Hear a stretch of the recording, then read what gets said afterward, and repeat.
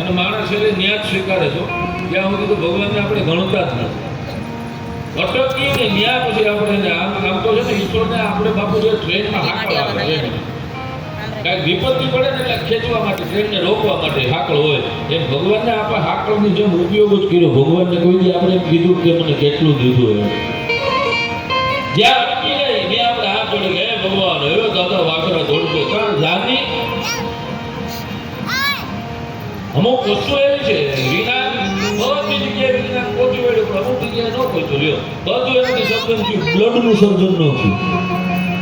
વિનાથી blood ન મળ્યું. બ્લડની અંદર કેટલા કેટલા ગુણ છે એ બધું કહી શકે પણ બ્લડનું એનાથી સર્જન ન થયું. ભગવાને કીધું ન્યા હું બેઠો. પૂજ્ય અમારે સૈદનાથ બાપુ ઘણીવાર બાપજી વાત કરે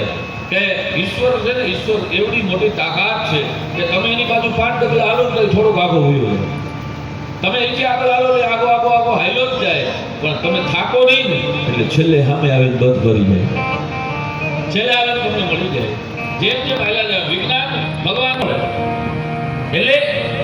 મારો કહેવાનો બાબા બ્લડ નો બીજું વિજ્ઞાન બધી જગ્યાએ જાઓ તમે અબ્રાહમ માલિપા ગયા ક્યાં ક્યાં ક્યાં ક્યાં ચંદ્રમાં ભૂગ્યા મંગળમાં ભૂગ્યા સૂર્યમાં અટકી ગયા લ્યો સૂર્યમાં અટકી ગયા કારણ ત્યાં બેઠો. બાપજી થોડાક મહાપુરુષે બહુ સારી વાત કરી હતી મને મારે ધોવાછત તરફ જવું છે પણ મને તમને બધાને જોઈને આવી વાતું ફૂટે છે. બહુ સરસ વાત કરી કે જ્યારે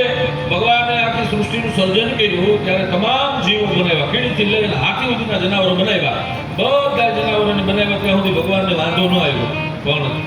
માણસનું સર્જન કર્યું ને પછી ભગવાનને બીક લાગવા મળી આ જનાવર કંઈક અલગ બની ગયું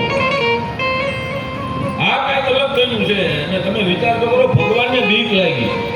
કે હવે આ મને મૂકશે ને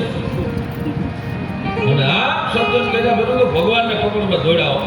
ભગવાનને ભાગવું પડ્યું ભાગ્યા એટલે આજે તમે આવડું મોટું આયોજન કરો તો બીજા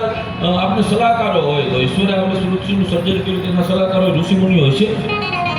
એ ઋષિમુનિઓની પાસે જઈને ભગવાને કીધું મારી ભૂલ થઈ છે મનુષ્યનું સર્જન થયું ત્યારે ઋષિમુનિએ કીધું ભારે કરી તમે